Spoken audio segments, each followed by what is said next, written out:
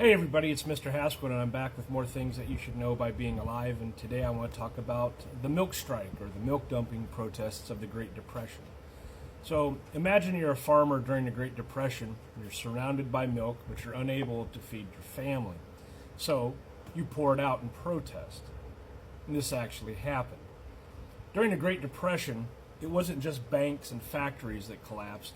American farmers were hit hard, and crop prices crashed. Overproduction met plummeting demand.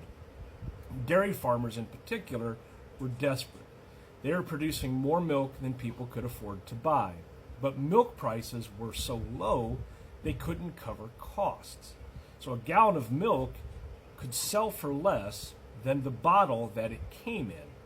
And grocery store chains were slashing prices, leaving small farmers behind. So what did the farmers do? They dumped it.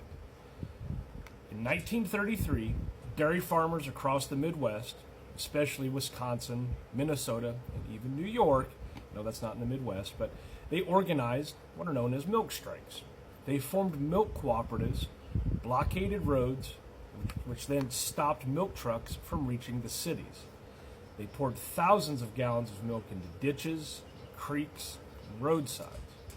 Now, this wasn't about waste. It was about making a point. The message was clear. If we can't earn enough to survive, then you won't get our product. Now, sometimes violence did follow. Clashes would break out between striking farmers and law enforcement, or non-striking farmers. And, sometimes protests would turn into standoffs. But this was a grassroots rebellion. This was a group of farmers fighting a system that they felt had abandoned them. And so, what's the outcome? What's the aftermath here? Well, the milk dumping protests helped draw attention to the greater agricultural crisis of the time, and it pushed the federal government to act.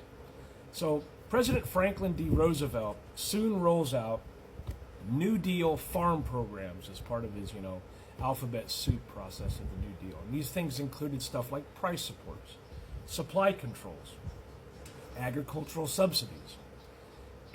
These things helped stabilize farm incomes and set the stage for future federal protections. But the image of farmers pouring food into the ground while others went hungry became one of the more haunting symbols of Depression-era America. It captured the contradictions of capitalism. Plenty of supply, no way to sell it, and everyone is still struggling. So, if you feel like you learned something today, please like, comment, share, follow me, all those things. I'll keep throwing out more things that you should know by being alive, because sometimes pouring out milk was the only way to be heard. Thanks for watching.